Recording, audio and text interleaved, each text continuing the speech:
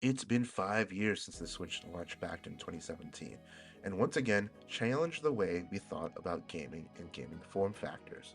What was once considered absurd in the Nintendo First Look trailer for the Switch has now become all the more acceptable because it just makes sense.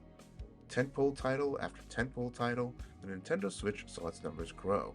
It dominated the NPD charts in North America for several months, started a cultural phenomenon during the height of the pandemic with Animal Crossing, and even outsold longtime record holder of lifetime sales, the Nintendo Wii, with over 100 million units sold.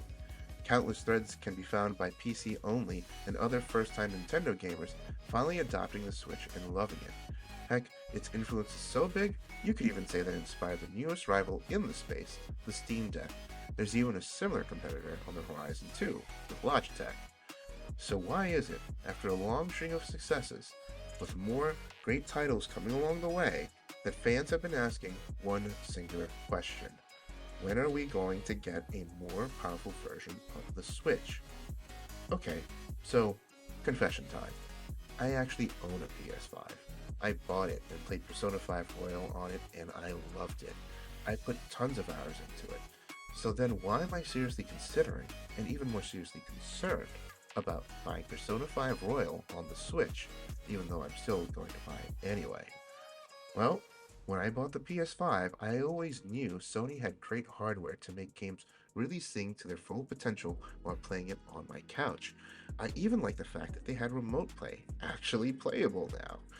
But during my entire time playing Persona 5 Royal on the PS5, I just kept telling myself, God, I wish this was on the Switch. You see, I'm usually on the go and barely have time to actually sit down and play games these days, so what little time I do have is usually on my commute to work or right as I go to bed. I have tried using remote play on the go and I could immediately see its pitfalls. Living in New York City, one of the biggest advantages to have is that when you're outside, cell coverage is just about everywhere. Well, almost. And that's the rub. I take a bus to work every day, and in doing so, there's spots where my connection suddenly drops out to nothing, whether it's 5G or LTE, T-Mobile or Verizon. The pain of losing a connection during gameplay is real. For what it's worth, Remote Play does its darndest to provide smooth gameplay, but when there ain't a connection, then you're in a boat without a paddle. And that's where the difference is immediately noticeable. I don't need a network connection to be sure that I'm playing my game because I'm interacting with it directly on the Switch. But there's also another hidden value that many of us do but aren't so quick to admit. Remember how I told you I play my video games in bed? Well, how did you think that happens? Yes, yes, turn up your nose at me all you want, but when you are lying in bed and using a tablet stand clamped to your headboard with the Joy-Cons off, it's a luxurious feeling that can't be beat. Maybe that's why Steam is making their handheld compatible with the Switch's controllers. By now, you've probably get the picture why the Switch is great for me, but you're wondering how this has anything to do with power. Well, consider this. Compare Persona 5 Strikers on the PS4 to the Switch, and you can definitely see the graphical difference. I mean, look at all those Jaggies. I even have to admit that when I was playing Persona 5 Strikers on the go and saw the Jaggies in the cutscenes, I found it hard to adjust to. And that's the thing. When current titles try to make their way to the Switch, compromises need to be made. Downgrades in resolution, lower frame rates, and anything else that can help keep the game running on the Switch without it going into overdrive and pumping out heat like a furnace. These are the considerations that were taken into account to make the quote impossible ports possible. However, as more game developers become multi-platform and the development of games become more refined on Sony and Microsoft's consoles, you can't help but feel that the Switch is going to be pushed to its limits, or the gap in graphical performance and technical capabilities will be too large to ignore, and the Switch version will be the quote lesser version. Coming from that perspective, gamers might not see the value in the Switch version, and thus the development studio will skip the Switch that kicks off rather a downward spiral.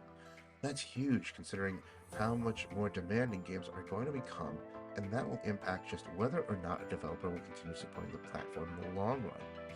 You can already see that now. No current Tekken games, no current Street Fighter games, no Call of Duty, no current iteration of Assassin's Creed. big franchises largely absent from the platform. But if the Switch is due for an upgrade to what some call the mythical Switch Pro, when is it going to happen? Matter of fact, why hasn't it happened already? No one knows for sure except for Nintendo corporate, but there's a few different ways to look at why we still don't have a Pro model. The first is that sales of the Switch are still doing massively well. They're still top sellers. Why interrupt its cash flow when it's bringing in a steady stream? Second, the parts in the Switch are undeniably old, which helps keep it priced competitively. That being said though, these components being produced at scale over time has made the cost just super cheap. The longer these internals stay internal on the market, the lower their cost and the higher the profit. Third, a chip shortage.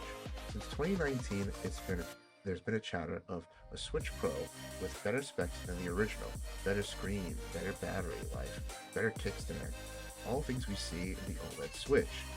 But there were also talks of more RAM and a better processor, and that is not present in the OLED Switch. Well, 2020 hit and the chip shortage just got real. With not enough supplies to meet the demand, it would make total sense if Nintendo had to scale back its ambitions.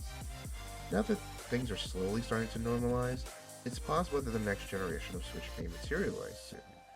After all, the market has been flooded with Switches, game titles are more resource hungry, and sales may need to maintain its dominance.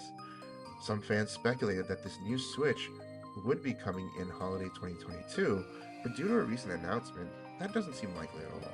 You see, just a few days ago, the Pokemon Direct went live and announced Pokemon Scarlet and Violet with a special edition Switch set for November. This is clearly meant to be something to add to the holiday wish list and cross off. It would make no sound business sense to launch a newer version when they're still selling a special edition of the OLED Switch.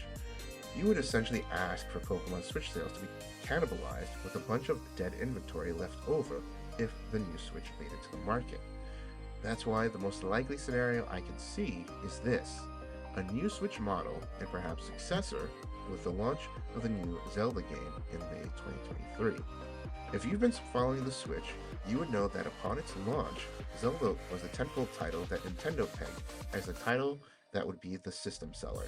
And what a system seller it was. As one of the highest rated games for the Switch, with some reviewers giving it perfect scores, it only makes sense that the hype is palpable for the Breath of the Wild sequel, Tears of the Kingdom. It would be poetic in that Zelda helped sell the original Switch and now is going to help sell the successor. The timing for it is right. It's up to Nintendo if they want to seize the moment. My launch day Switch has seen better days. The battery is now draining quicker. There's scuff marks on the back here and there, but I still love it anyway. When the new Switch comes along, I'll be ready to hop on to a new love, but I'll always look back fondly at the hardware that changed the gaming landscape. And that about does it for this video. Thank you so much for watching. If you got some comments, go ahead and share them with me. And if you think someone else might like the video, go ahead and share it with them. And if you really want to help the channel, go ahead and hit that subscribe button. Thank you so much, and I'll catch you on the next one.